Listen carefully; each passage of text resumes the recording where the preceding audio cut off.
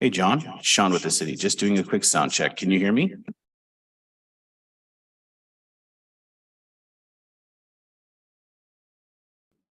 Yep, I hear you.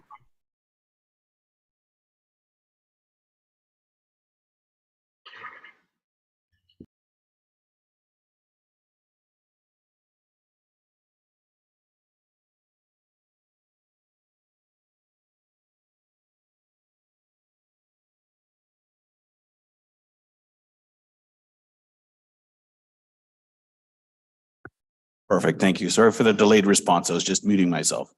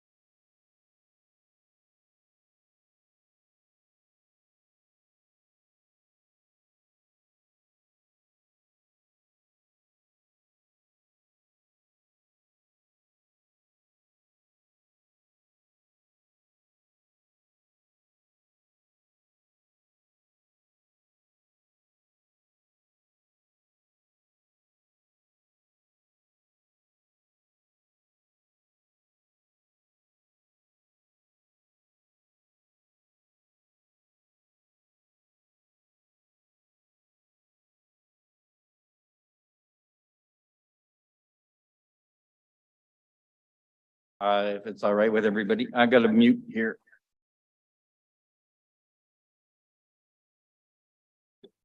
All right, so 1 o'clock. We'll start the meeting. Let the experiment begin, I guess. I was going to say reign of terror, but I think you need longer than one meeting. Anyways, attendance at the start of the meeting, I have Councillor Bermansky, Councillor Broadhead, Councillor Killick, Councillor Hughes, and myself in chambers. I have Councillor Jolly online. All good on your end, Natalie? Great. Mayor is away today, although she may be trying to join in later as her meeting permits. So I need a motion for adoption of the agenda, as I can't do that anymore. I've got Councillor Killick. Go ahead. That the August 29th, 2023 agenda be adopted as presented. All right, call the question then.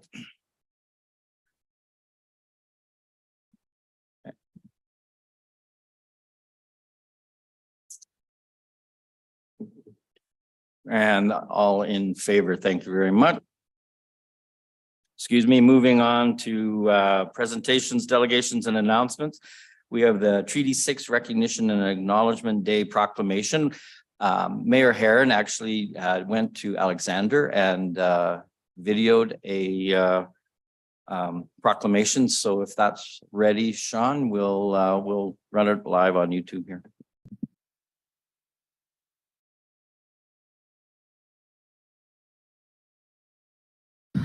Hi everyone, it's Kathy Herron here, Mayor City of St. Albert. I'm here on Alexandra Reserve today to read the Treaty 6 Territory Acknowledgement Proclamation. Thought it was appropriate because we're here for their treaty days to film this proclamation here. So, whereas the signing of Treaty 6 took place at Fort Carleton on August 23rd, 1876, and at Fort Pitt on September 9th, 1876. And whereas a treaty was signed between the Plains, the Wood Cree, the Nakota, the Saulteaux, and the Dene peoples, and the Crown, with further signatories added at later dates. Whereas Treaty 6 boundaries extend across central portions of present-day Alberta and Saskatchewan, encompassing 17 First Nations in central Alberta. And whereas St. Albert was founded within Treaty 6 territory, and we want to acknowledge and recognize our connection to the First Peoples of this land. And whereas we recognize that we are all treaty people and that we have the rights and responsibilities with respect to Treaty 6. And whereas we recognize the signing of Treaty 6 was perceived by First Nations as an agreement on how to live harmoniously with settlers, whereas the settlers viewed it as a transfer of land entitlement, resulting in contrasting views that are important for us to acknowledge so that we can make progress towards reconciliation. And whereas Indigenous peoples of Treaty 6 played significant roles in St. Albert's founding and growth, and we have celebrated many achievements and continue by making ongoing contributions to our community. And whereas we continue to learn together, move forward more collaboratively, build stronger relationships, and address opportunities and concerns as a community. So now therefore, on behalf of Council, I, Kathy Herron, Mayor of the City of St. Albert, do hereby proclaim August 23rd, 2023 as Treaty 6 Territory Acknowledgement and Recognition Day in the City of St. Albert. Thank you, Mayor Herron. Thank you, Sean, for queuing that up. I appreciate that. Obviously, I want to reiterate the honor and respect for our ongoing efforts towards our peaceful coexistence shared community alongside Treaty 6. Moving on, I wouldn't think there's anything arising from our presentation, delegation announcements, or public appointments. We have nobody registered to speak. So I'm going to move on to the consent agenda number 5. I don't think we had anything pulled. Can I get somebody to Councillor Bermansky? Go ahead. Thank you, through the Deputy Mayor. That recommendations in the following agenda report be approved. 6.1 regular council meeting minutes of August 15th, 2023. 7.1 request for council motion from the Arts Development Advisory Committee. 8.1 legislative 003 project scope change. And 8.4 Capital Regional Emergency Preparedness Partnership Agreement. Thank you. Call the question.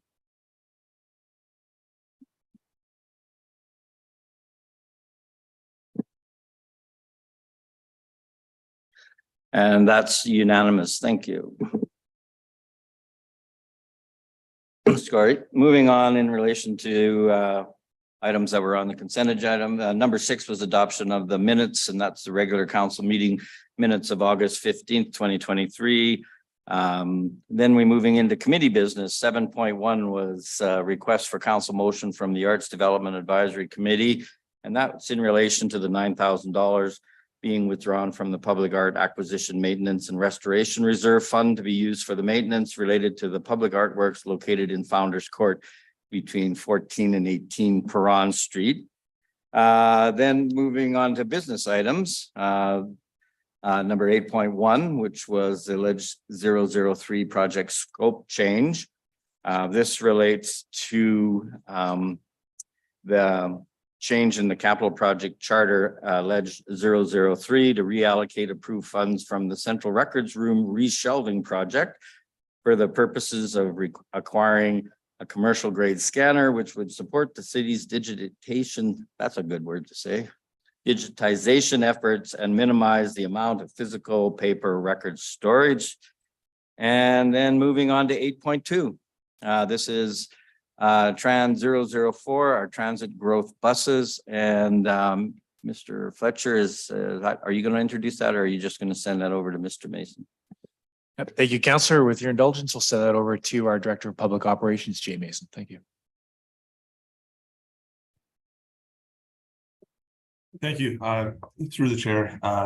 So this essentially, we don't have a presentation. It's in the agenda report. What we're asking for is to accelerate our growth purchase of 2 buses for the Riverside and Jensen Lakes neighborhood, which would allow us to enter into a service preliminary of an on-demand with 1 bus in each area during peak times. It's accelerating, which would then allow us to go through an RFP process, and because of the timelines with buses in the current market, to get them here as soon as we can. And that's essentially the gist of the agenda report. Thank you. Go ahead, Mr. Fletcher. And if I could just add that it was a deliberate decision on behalf of administration to bring those forward now. Normally they would come over the course of the budget discussions in the fall, but as Mr. Mason indicated, the long lead time and the implications for service into our new communities really was the driving force behind the decision to pull this out of cycle and bring it forward now for your consideration. Okay, I see Councillor Hughes has some questions. Thank you. So just a quick one. You have in the backgrounder that we want to increase the city taxes by the 260,000, but you're also saying it's a 1.5 to 2 year lead time. So I'm trying to figure out why we're increasing the taxes now if we don't have buses to drive them. So what we've requested is an operating amounts for half a year for the 2024 year. Presumably that if we can get into the market now, that we can, as soon as we achieve the buses, we can launch. We'll need the operating capital to essentially allow us to launch as soon as the buses arrive. And that's the reason why we've requested that amount. It's for the back half of the 2024 year. Okay, so because you said it says here the build time is 1. Okay, so you're assuming a 1 year build out is what you're going Is on. our hope. Yeah. And so that's the background is our hope, is that we can get it within 1 year and then launch from there. Okay, so I would ask that next April, when we're doing the adjusted final taxes, if it looks like this is not the case, that we amend the budget accordingly. Okay, perfect. Thank you. Councillor Broadhead.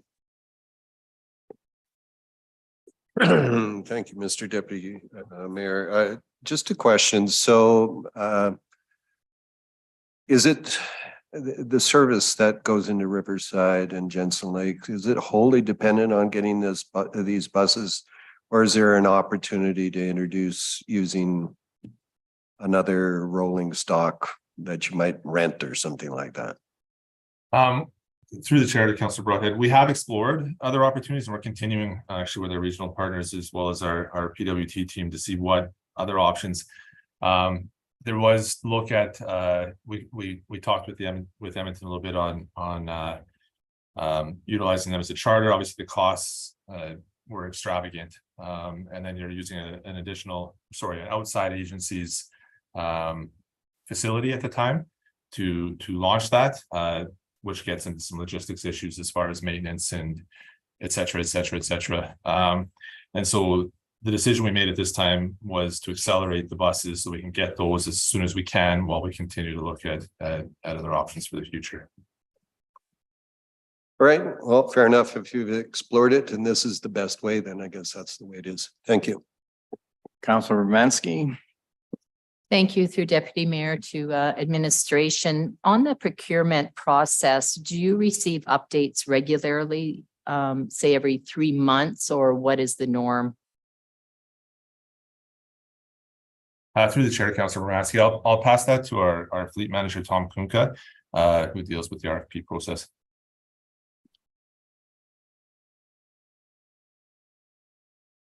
Councillor Bramansky, and through the chair, sorry about that. We get updates procurement. We survey manufacturer suppliers for updates on a continual basis. Sometimes it's twice a year, 3 times a year. With bus specific, it's usually we're talking about generally once in the year. It's usually early on in the year, but it does depend on our procurement. Our life cycle and especially the transit procurement, it's ever evolving, it's changing. So we're trying to do our best, and the manufacturers are keeping in communication with us to provide updates. But as we all know, the industry is a little unstable right now, so they can only provide us budgetary numbers. So, but we do get updates, yes. Okay, so we would have at least one update by the end of the year, by budget time, if it's procured at this time. But you'd have a response by budget time, right? Yeah, there's a good possibility of that. Yes, yes. Okay, thank you. And what fuel type buses are the 2 that you're requesting at this point in time? For the present service levels to maintain, we'll be procuring clean diesel buses, 40 foot. Okay. Okay, and that's all the questions I have. Thank you. Thank you, Councillor Romansky. Councillor Killick's got a question? Yes, through the Deputy Mayor to administration, just want to make sure I'm absolutely clear that so we're gonna have to wait a year, or we've already exceeded our growth criteria where we would be required to provide new bus service into these 2 new subdivisions, Riverside, Jensen Lakes. We've exceeded that threshold, and we're saying that we're going to have to wait a year to mid-2024 before we get buses to service it.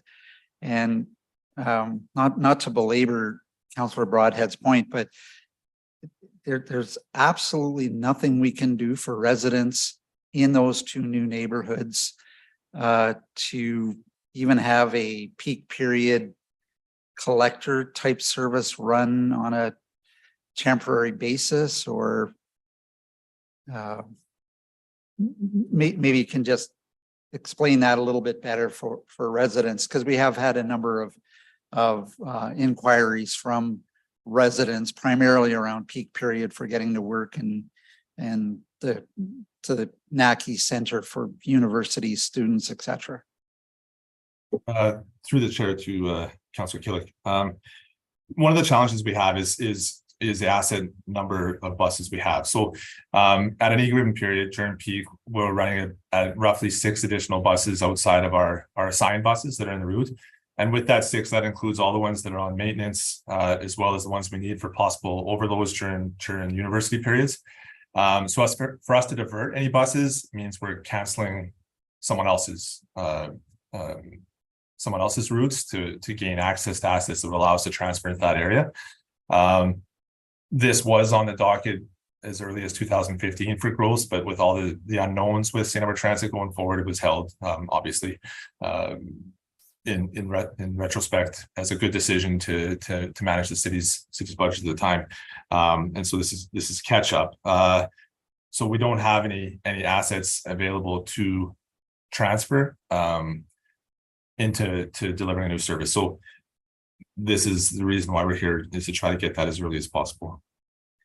But if I could add, I think the other piece is, so that's the internal assets, right? It's a sort of a zero-sum game based on the fact that we're at capacity, and increasing service levels there would essentially result in decreasing those somewhere else. So that could be direction of this council, but not our recommendation. We also looked at other options. As was said, we looked at the potential to rent buses from neighboring, from a regional perspective. We looked at taxis, we looked at alternate platforms, and none of those were sustainable over the long run, regrettably. So what we're looking at, that which is part and parcel of the reason why we've tried to pull this forward to mitigate that piece. But it wasn't just a purely internal look. We looked at a number of options externally to try and provide some level of service to bridge to the arrival of the new buses and then that permanency. And there's still some work ongoing, but this is where we are now, Council. Could I ask, was an option of looking like, I think it's Route 50 that goes through Lacombe Park and on to Meadowview. Was it considered that at that turn, instead of turning right to go down through Mission, was it an option to turn, turn left? It currently turns left.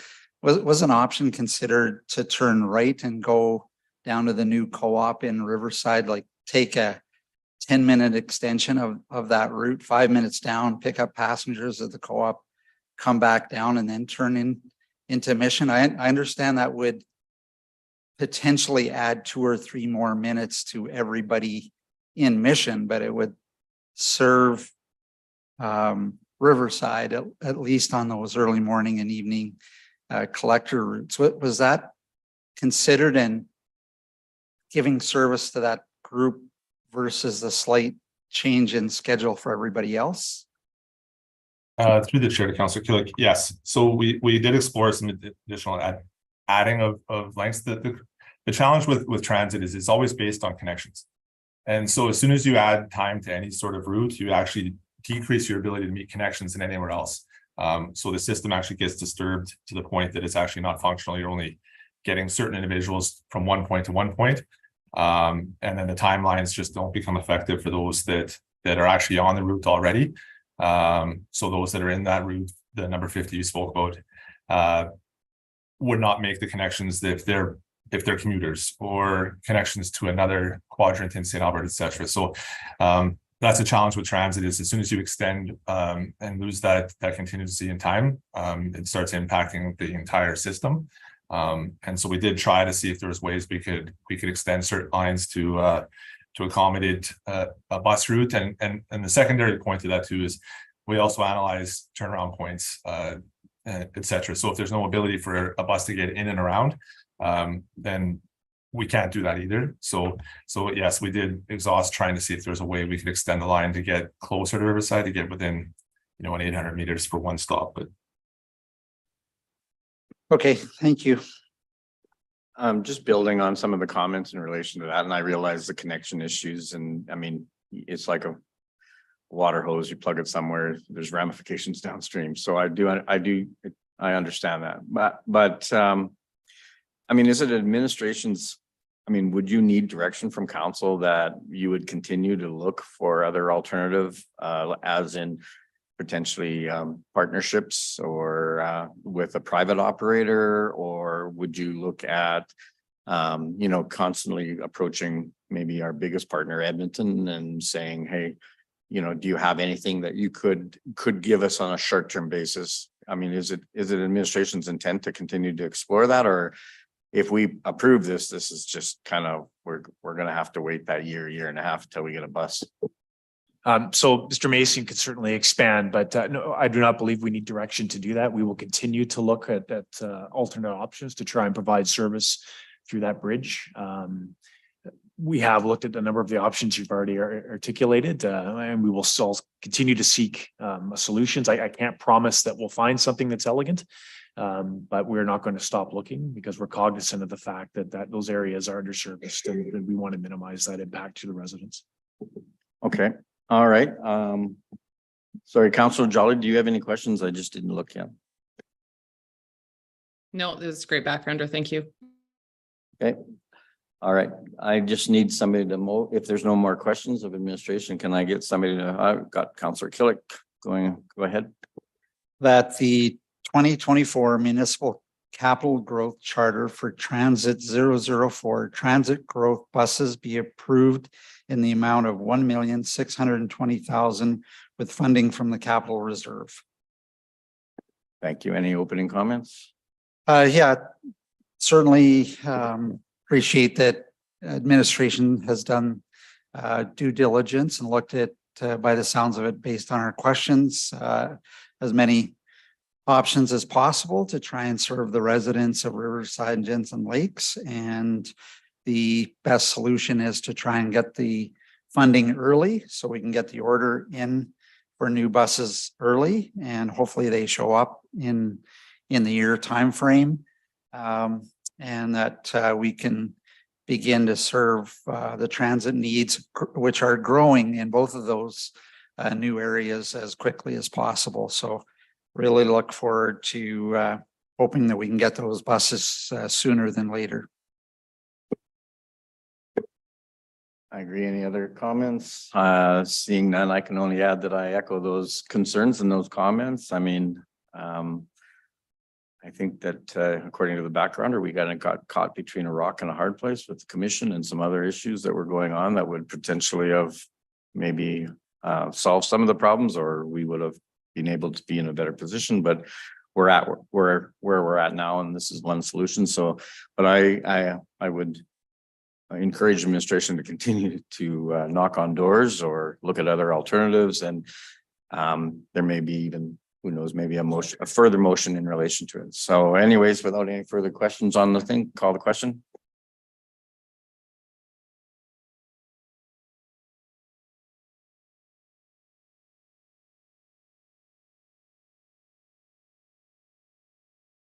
And that's unanimous. Thank you. Thank you, Mr. Mason. Moving on to 8.3. I'm assuming Mr. Mason is going to continue that, or is that somebody else? No, he gets to steal the show on that one as well. But if I could just offer a very quick introductory remark, drawing your attention to the backgrounder, there's a little bit of a difference in this request in that it's a multi-year request. And so that was done again deliberately. Our best recommendation is to achieve the efficiencies of economy of scale by having the approvals over, in this case, really a 3-year time period. Obviously, changes occur over those things. No one's got a perfect crystal ball, and that would necessitate us coming back and forth to council if something like that did happen. But the intent here is to achieve an economy of scale and have the predictability to enter into contracts, which is the genesis behind the request. And I'll turn it over to Mr. Mason for the details. Thank you. Thank you, Mr. Fletcher, through the chair, council. Yeah, so essentially what we're trying to achieve with this one is a bulk buy. So we do have our RMR buses, they're at an 18-year life cycle. So, and we have a lot of them, which is taxing on our operational system when it comes to our garage. So what we're hoping to see is the ability to get into the market. We've heard through suppliers that 10 is a good number to come into the market for a bulk buy, and see if there's any efficiencies that we can get through that group purchasing, and then the other benefit is we receive those buses coming into the year of their life cycle. We wouldn't pay for the buses until the actual approval of the budget. However, this would allow us to proceed with putting those on the docket as part of the order. Thank you, Mr. That's the end of your presentation then, sir? Yeah. Going to questions from council. Go ahead, Councilor Broadhead. Thank you, Mr. Chair. So as I understand it, the idea is just to get approval for exercising what's already in the budget to buy them, but only to submit the order now. This does a couple of things. It gives us perhaps some efficiencies, some cost breaks, but also gets us into the list so that when we'll get the buses when we believe we will get them. Is that correct? That's exactly correct, Councilor Broadhead. Thank you. Yes, that's essentially the intent is to get us sort of at the front of the line, and with a larger purchase, a little bit more control on the timelines of delivery. But the intent is, yeah, we would be purchasing in the year of, we just want the approval to actually proceed with the RFP ahead of what would be next year's RMR approval in June. Fair Yeah, enough. sorry, just one last thing too. The other thing too is it would allow us to see how the market responds to a larger purchase, which could support future initiatives as far as multi-year budgeting, et cetera. Yeah. So just a question, not to sort of ask you to use a crystal ball around an RFP response, but would this give you an opportunity to lock in the price for 2026 buses now? I'll pass that to our fleet manager, Tom Kunka. He can respond a little bit about his conversations with some of the suppliers. Through the chair to Councillor Broadhead, they'll guarantee the first year 100%. As far as the second, third year goes, they use an index. So it's some call it a post-production index. There's also a Canadian variant of that. And so what they do is towards the last quarter of the year prior, they'll based on what they're paying for the parts and what they're putting into the buses and the metals, a considerable investment there, and it has been going up, and there is a marked instability.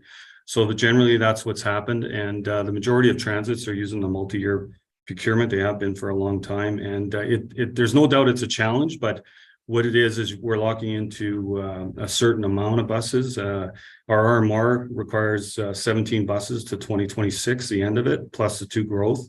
And in 2017, we're looking at another 13. So it's about getting the buses on time and continuing to provide service levels and doing what we have to do.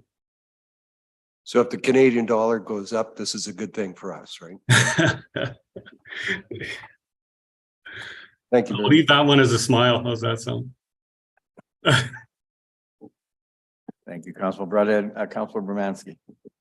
Thank you. Through Deputy Mayor to administration.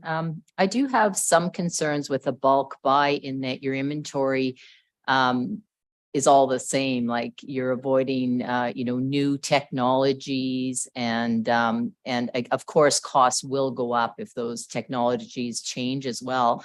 And plus your replacement is always, again, at the same time, like a big lump of buses that you have to replace all at the same time. So 17 million, that's looking two budgets forward is a lot. And is it imperative that you do that many in the bulk buy? Like that's a third of your fleet essentially. Through the chair, Councilor Bermanski, appreciate the question. So the buses we're requesting, we have 67 buses total, including our Heine buses, but with the timelines of our RMR program, when we get into end of life cycles, there is risk, and unfortunately, these were originally purchased at that time, right, through a significant growth period, and that's how they lined up with that timeline. We would have had to accelerate to sort of get. We can't extend them past 18 years, a pretty long life cycle for a bus that's on the road full time, and so the risk is if we don't do this all now is that we're going to extend our operating costs, and then due to the fact that we have a very lean asset inventory, there is risk that we're not going to be able to deliver service in the future as buses keep aging past that life cycle timeline, and so that's the intent is due to just based on when the growth happened in the city, that's how those life cycle timelines are lining up.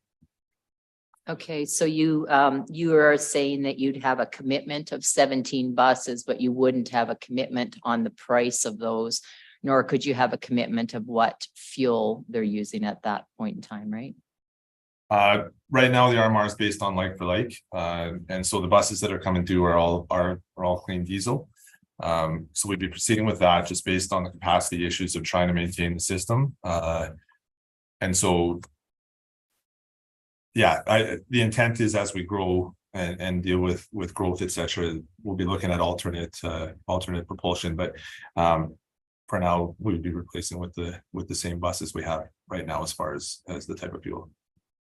And perhaps I could just add, so that there is a we'll call it an initial experiment ongoing, principally between Edmonton and Strathcona County with hydrogen fueled bus. The infrastructure doesn't exist. We don't have the infrastructure to support that. So we would be getting ahead of ourselves, I think, to go down that road until things become more mature.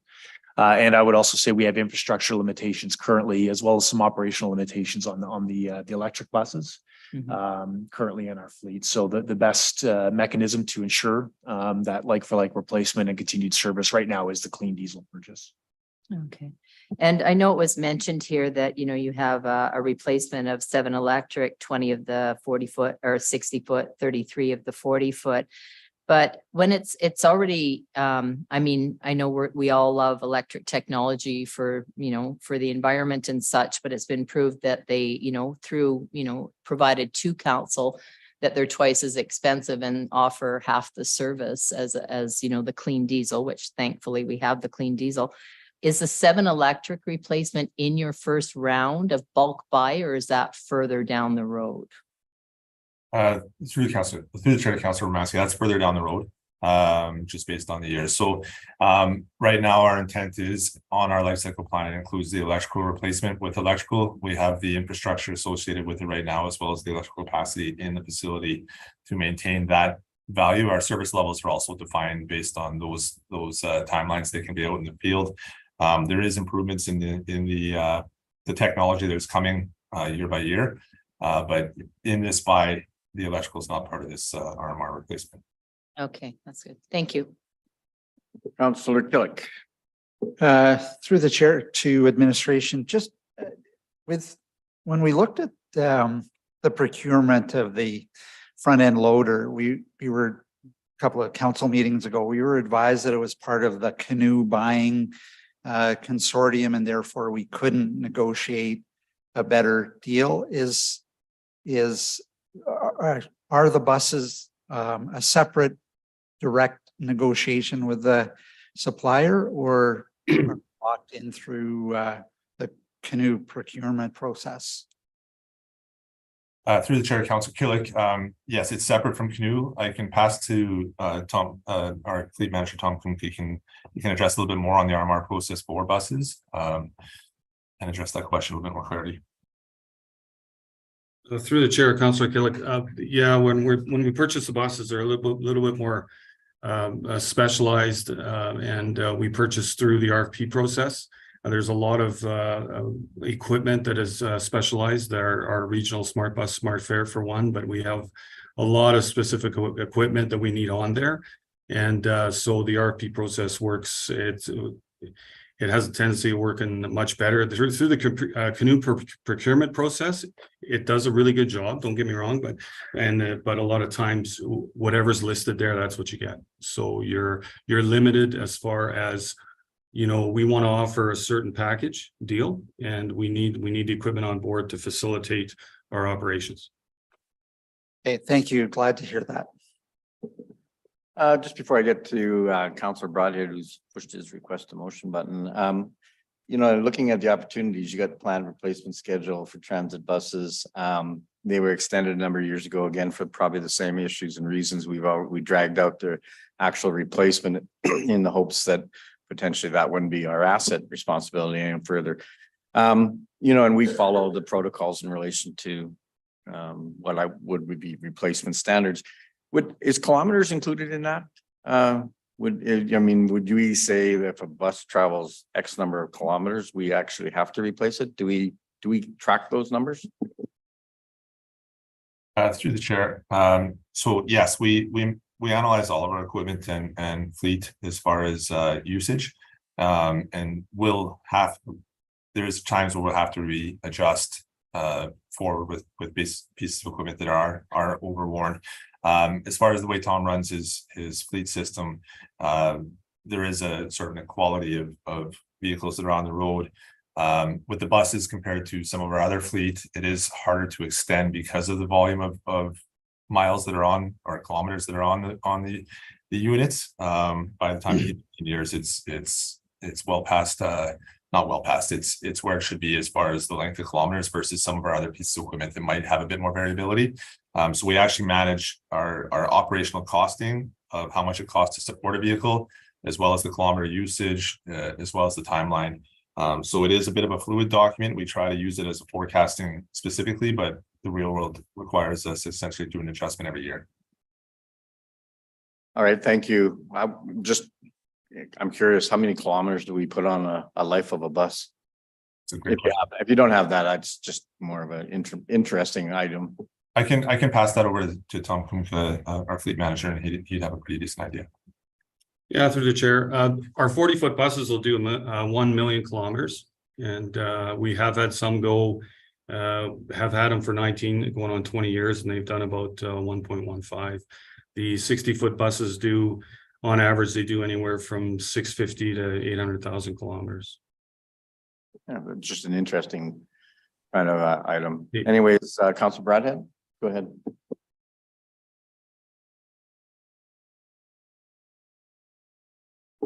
Thank you, Mr. Chair. I move that the municipal repair, maintain, replace RMR Capital Charter Transit 001 transit bus life cycle replacement be approved for $9,250,700 in 2025 and $8,267,000 for 2026 to be funded from the Transit Life Cycle Reserve, with goods and or services not to be received until after January 1st of 2025 and 2026 respectively. Thank you, Councilor Broadhead. Anything, opening comments? Well, it was an interesting discussion, and the backgrounder certainly defined that this is simply asking for council approval to go for a bulk buy and commit the already defined money in the RMR budget for 25 and 26. And this will allow us to put out an RFP for a bulk buy and hopefully get some cost savings and certainly some certainty around delivery times of the vehicles involved. Thank you. Any other comments? Seeing none, thank you very much. I'll call the question.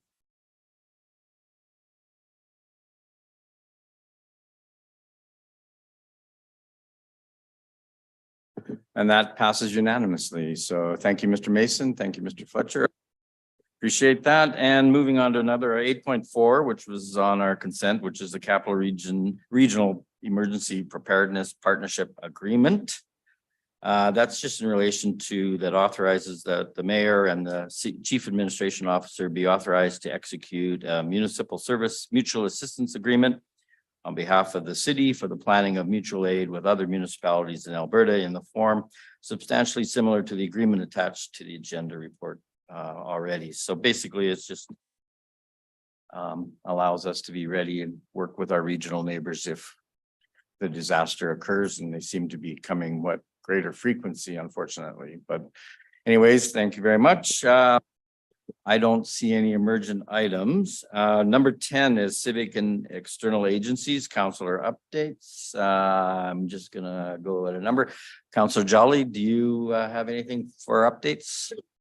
It's been summer. Youth Advisory Committee did meet. So that was, I think we've talked about it a couple of times since our meetings. So they go over volunteer opportunities,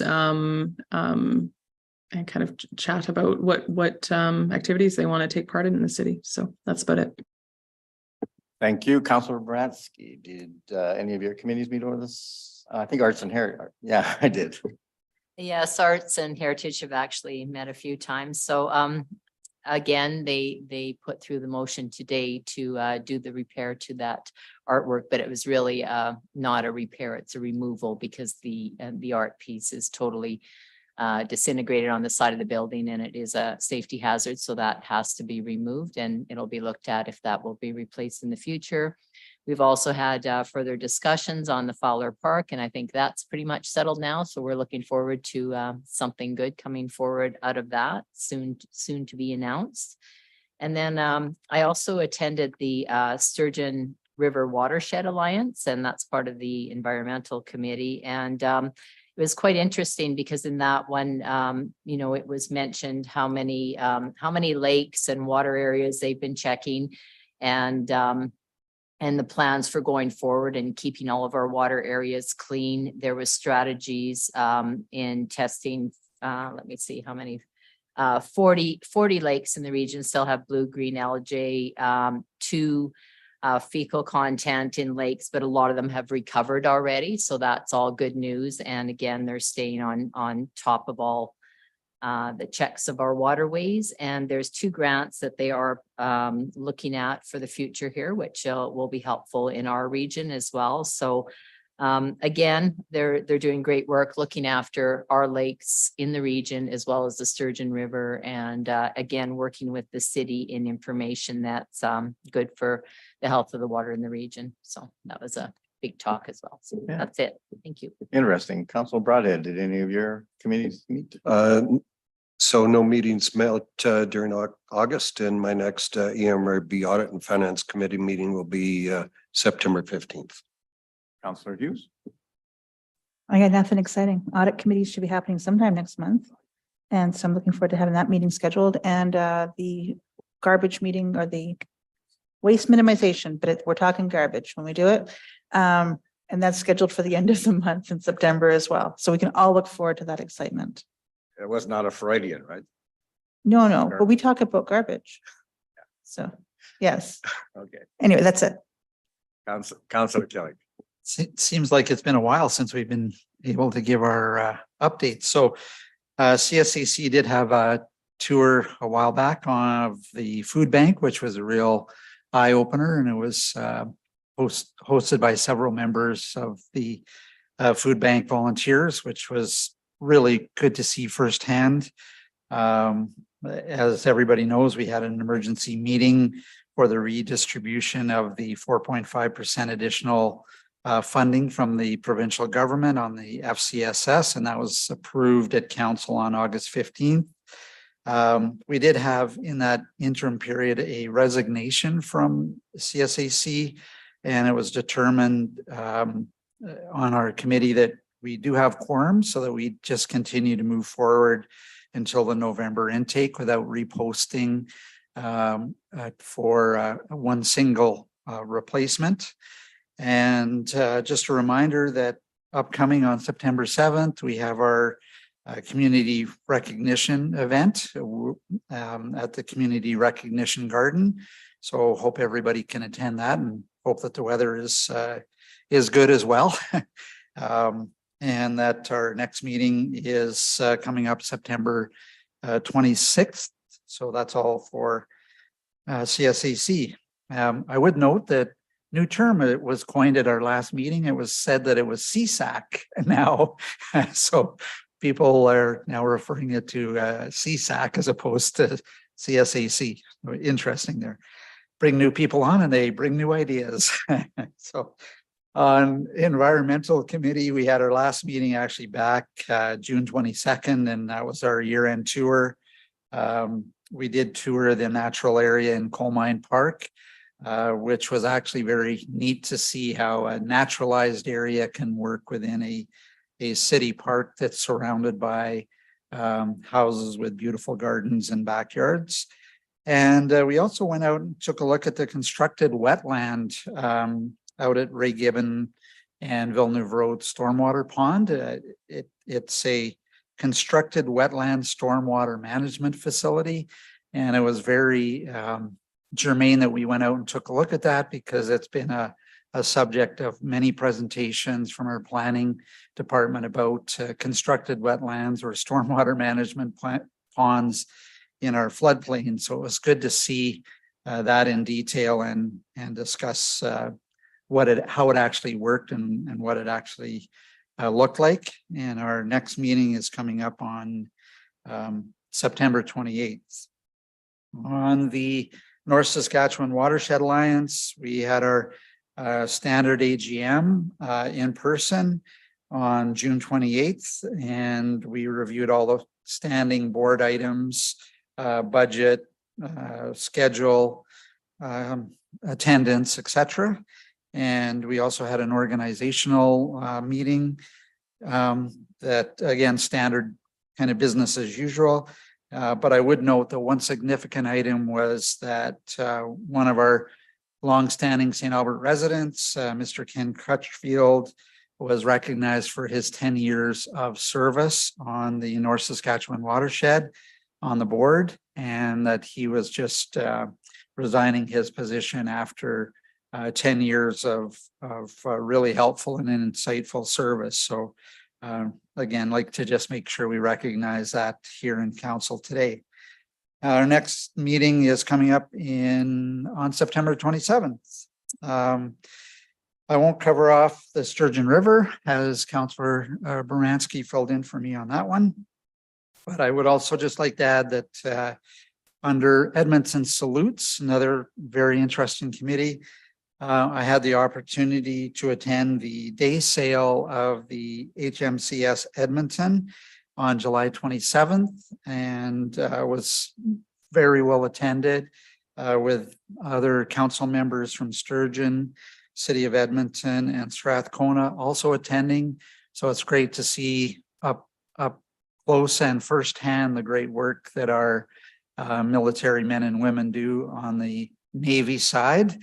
And to really understand and appreciate what all areas or arms of our armed services do for Canada, and the contribution that they make to the Edmonton and surrounding region as well. So that's about it.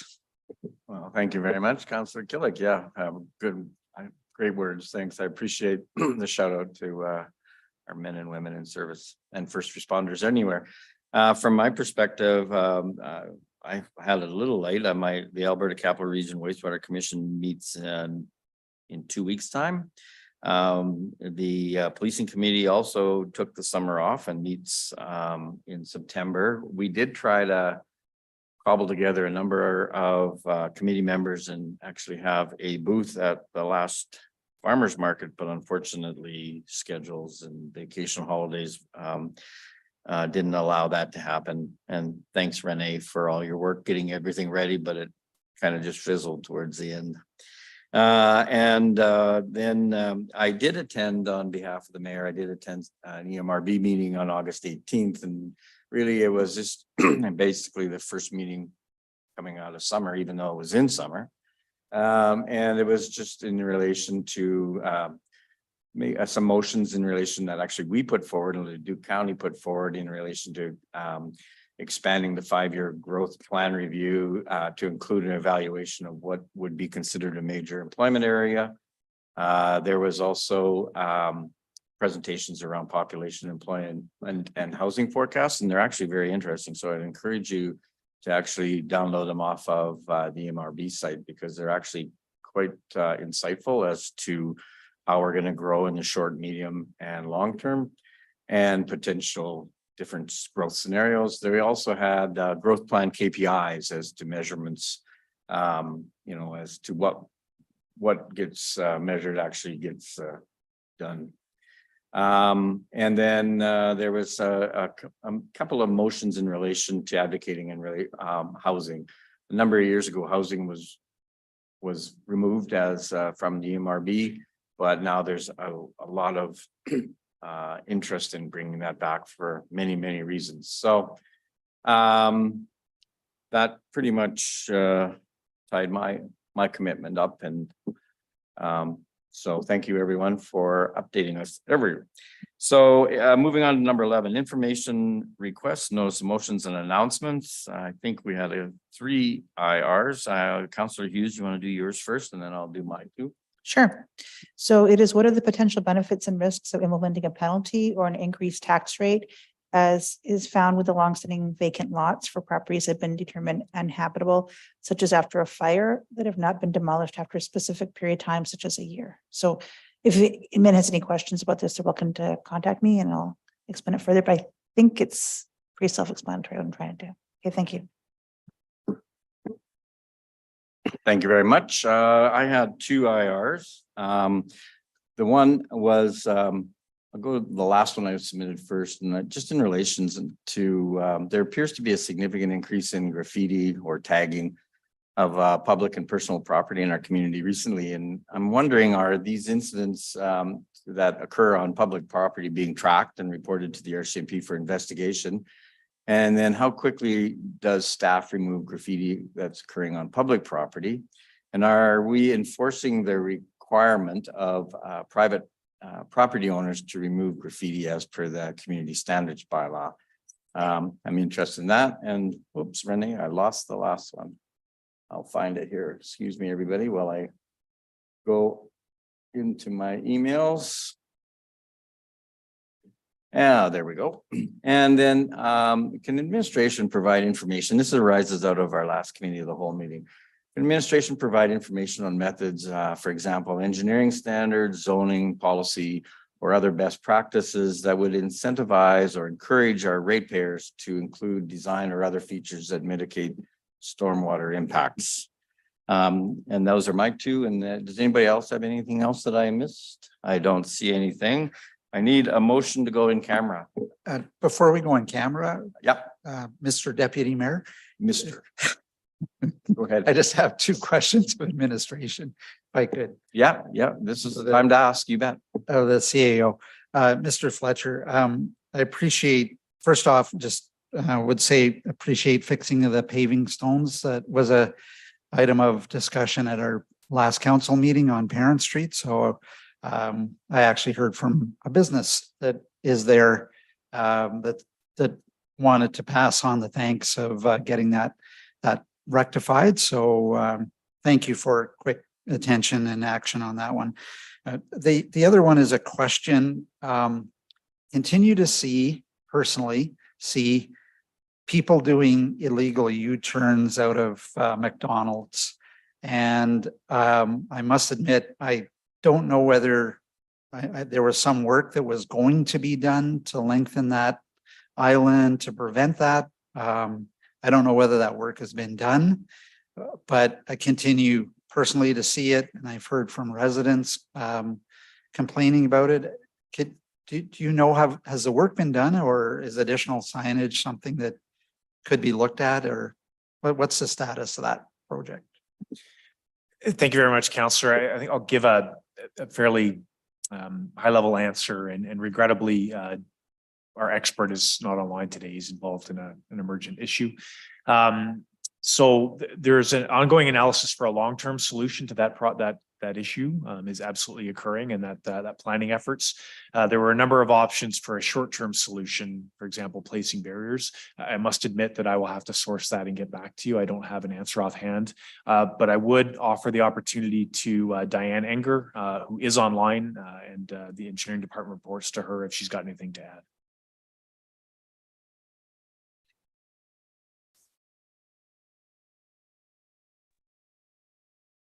Thank you, Mr. Fletcher.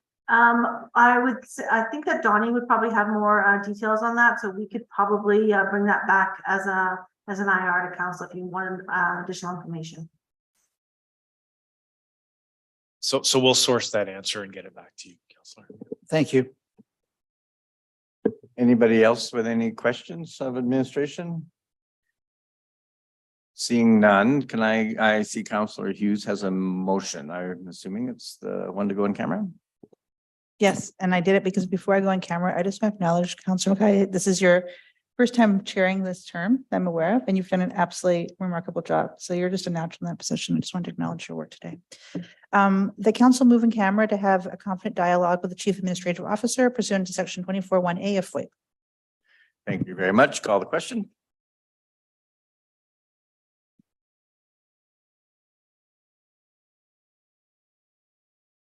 And that's carried unanimously. So thank you. We'll go in camera. I will, Councillor Jolly, I'm going to be the host, and this is my first kick at the cat at being the host. So please forgive me if I hope I don't lose you, but between Sean and Renee and Cheryl, we've got this covered.